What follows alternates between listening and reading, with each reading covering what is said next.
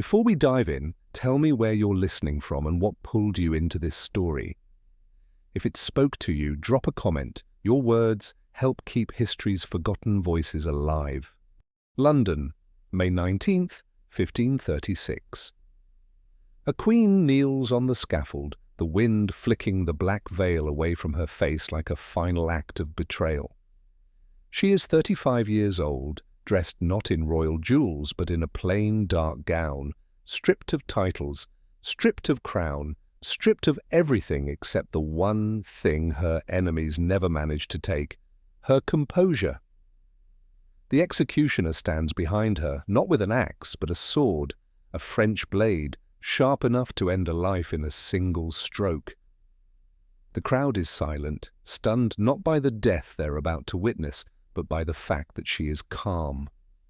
She prays, not to be spared, but to die well.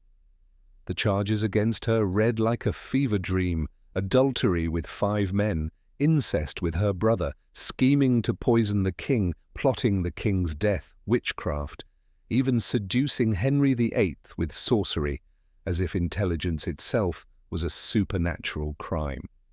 Her real offence was far simpler. She did not give the king a son, and she refused to apologize for having a mind sharper than his. In a few moments, the sword will fall. Her body will be buried in an unmarked grave, and a frightened world will breathe easier knowing the dangerous woman is gone. But history doesn't bury a woman like Anne Boleyn. It tries, it lies, it twists, but she rises anyway. To understand why England had to destroy her, we go back, before the executions, before the scandals, before the crown, back to a girl who was never supposed to matter. Anne Boleyn. Was she a witch, traitor, temptress, or the most dangerous mind in Tudor England? The girl who was never supposed to matter. Anne Boleyn wasn't born royal. She wasn't even born beautiful, according to most accounts. No golden-haired fairy tale maiden, no angelic English rose. She was dark-eyed, sharp-featured, magnetic in a way that unsettled people. Not because they couldn't look at her, but because they couldn't look away. She wasn't raised to be a queen. She was raised to watch queens. Her childhood was spent not in England, but in the glittering courts of Burgundy and France, places where women read philosophy, debated theology, and played politics with the same fluency men used on battlefields. Anne studied languages, music, poetry, court diplomacy. She was not trained to curtsy and smile, she was trained to think. When she finally returned to England, she didn't fit the mold the Tudor world expected. Demure women were praised, silent women were loved, and Anne was neither. She didn't flirt the way other ladies did, she challenged. She didn't soften her wit, she sharpened it. People in the English court found her unsettling. A woman who knew her mind wasn't just unusual, she was dangerous, and that was before the king noticed her. When Henry VIII set his sights on Anne, he assumed she'd behave like every other court favourite, become his mistress, enjoy the jewels, and fade away when replaced. But Anne did something no one expected. She refused him. She knew what happened to mistresses, used, praised, discarded. Her own sister Mary had been one. Anne wasn't going to repeat that fate. She wanted a crown or nothing at all. And suddenly, something unprecedented happened. The King of England began to wait. He wrote her love letters. He begged. He promised marriage. Anne turned a king into a pursuer. That's when the court stopped seeing her as a flirt and started seeing her as a threat.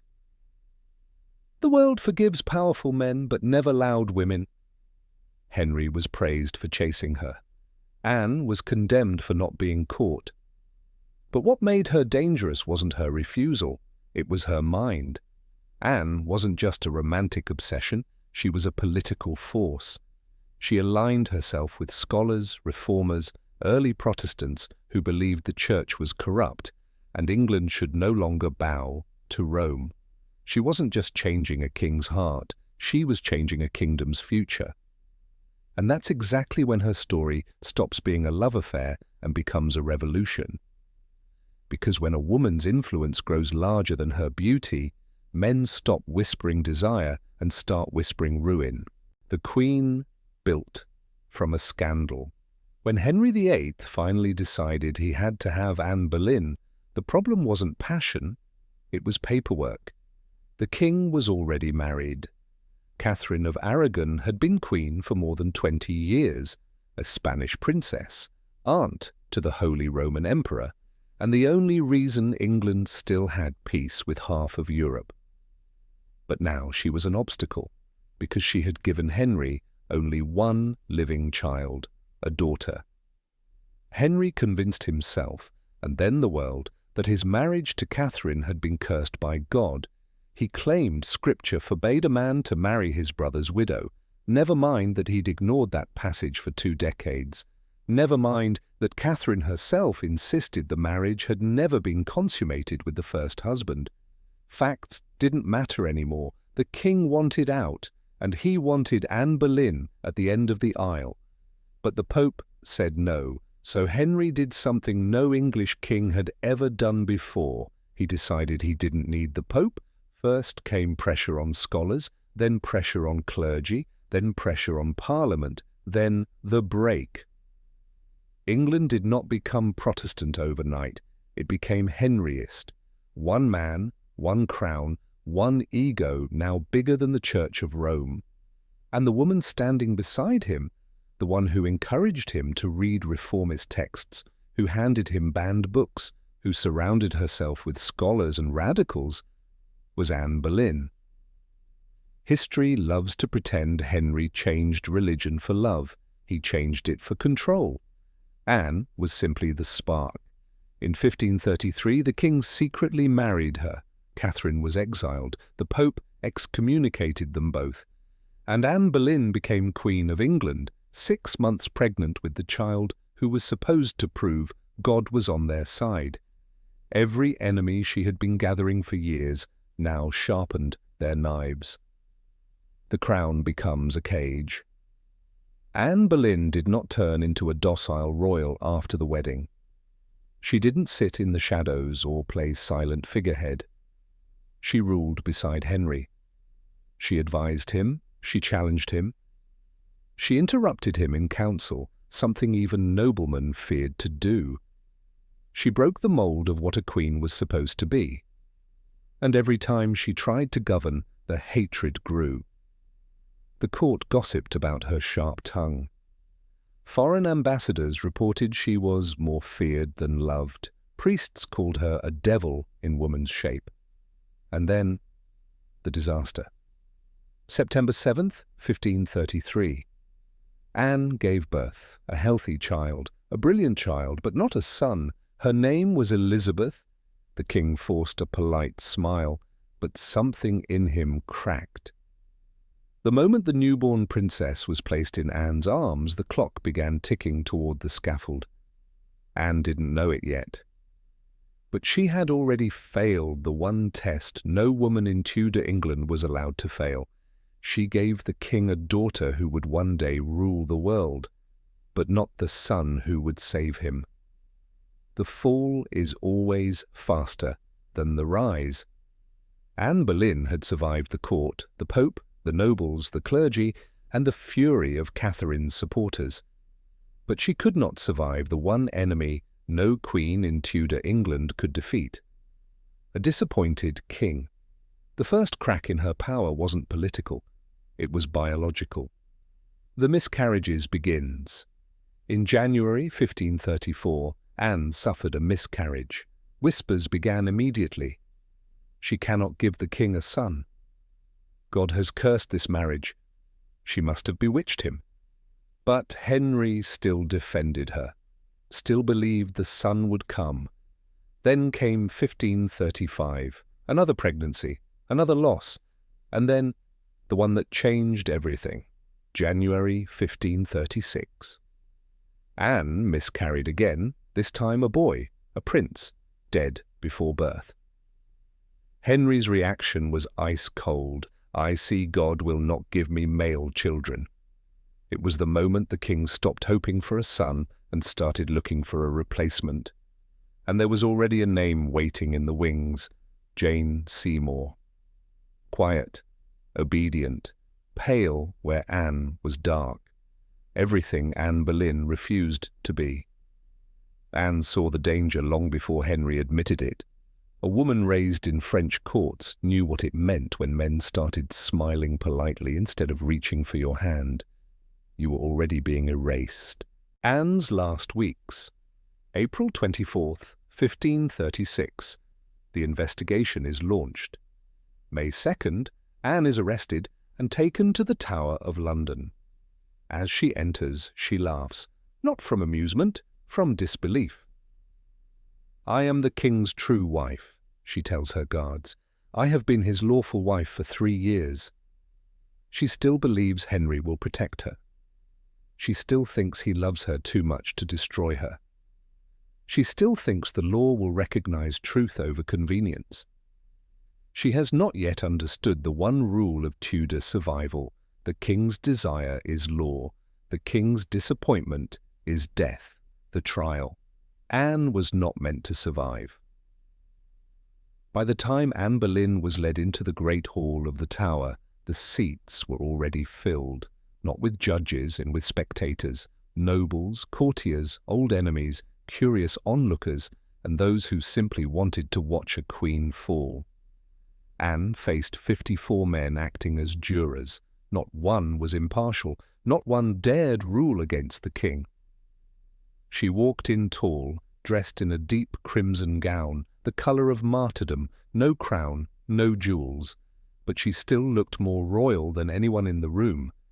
The charges were read out loud like a grotesque theatre script: adultery with 5 men, including her own brother, conspiracy to kill the king, use of witchcraft to seduce Henry, laughing at the king and mocking his authority, imagining the king's death in her heart. Even the ambassadors writing home commented privately that the charges were absurd. Even the Spanish chroniclers, who hated her, doubted the claims. Even historians today agree she was framed. But the evidence didn't matter because the verdict was already written.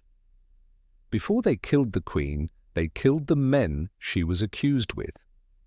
Mark Smeaton, tortured into confession Henry Norris, one of the king's closest friends, Sir Francis Weston, barely 25 William Brereton, politically inconvenient George Boleyn, Anne's brother, executed, beheaded, buried in shame.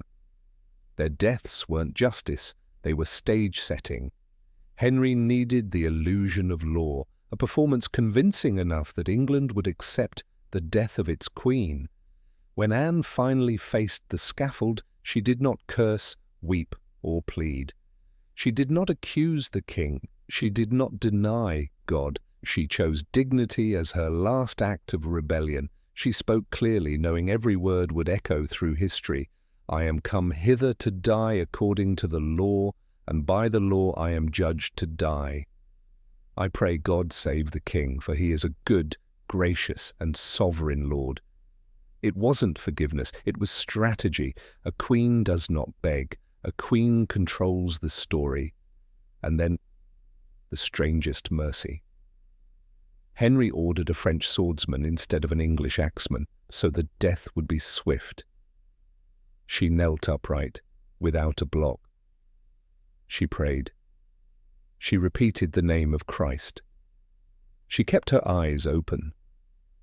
The executioner called for a distraction, and when she turned her head at the sound of footsteps, the sword flashed once and severed it clean. The crowd gasped. Some fainted. The Queen fell, and with her fell the most dangerous mind the Tudor court had ever seen. Her body was buried in an unmarked grave beneath the Tower Chapel. Henry wore white the next day, a symbol of mourning or celebration, depending on how you read it. Within 24 hours, he was betrothed to Jane Seymour. Within 11 days, he was married again. Anne Boleyn was erased from court. Her badges pulled down, her motto removed, her portraits destroyed. And yet, 30 years later, the daughter she bore, the one considered a disappointment, the child whose birth was used to condemn her, became Queen Elizabeth I, the greatest monarch England ever produced. Anne didn't give England a son, she gave it an empire. The resurrection of Anne Boleyn. For almost 500 years, Anne Boleyn's reputation has been shaped by the people who needed her dead. Catholic historians called her a witch. Victorian writers called her a temptress. Hollywood turned her into a femme fatale in pearls and poison. But history is not static. It mutates as truth forces its way back to the surface. And now the most dangerous question of all is being asked. What if Anne Boleyn wasn't the villain, but the threat?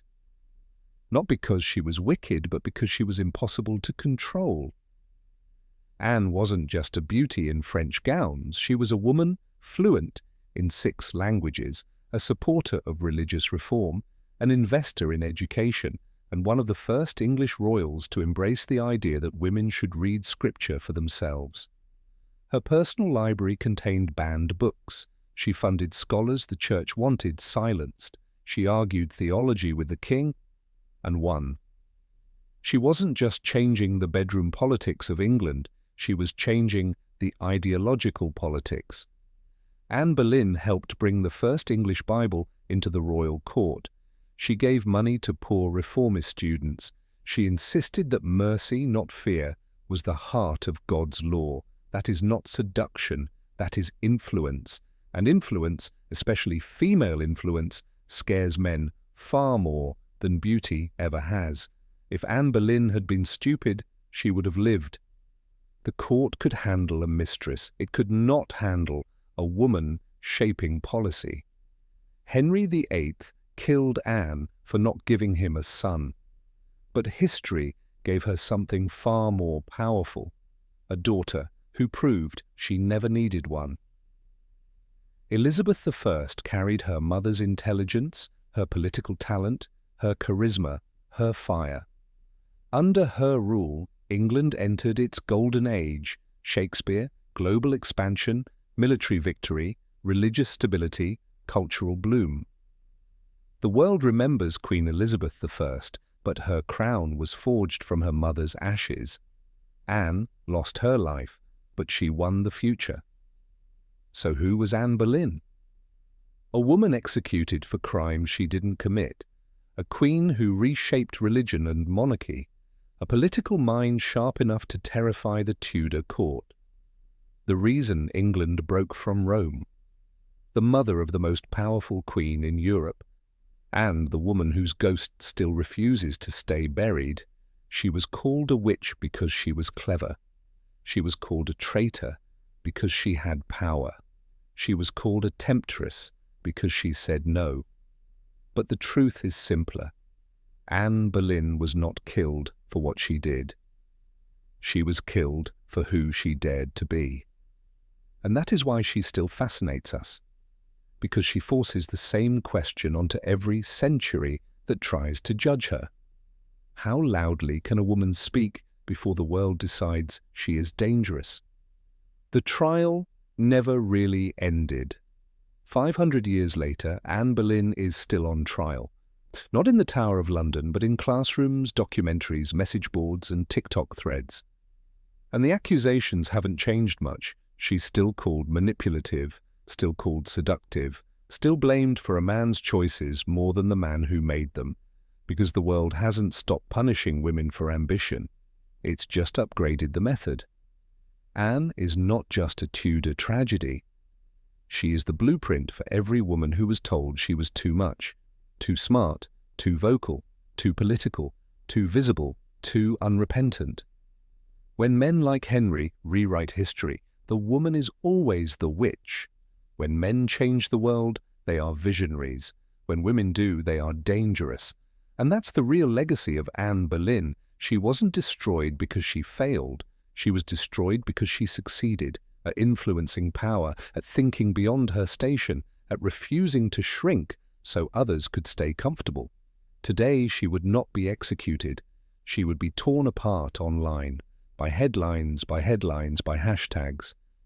She would be called unlikable, calculated, ambitious, a climber.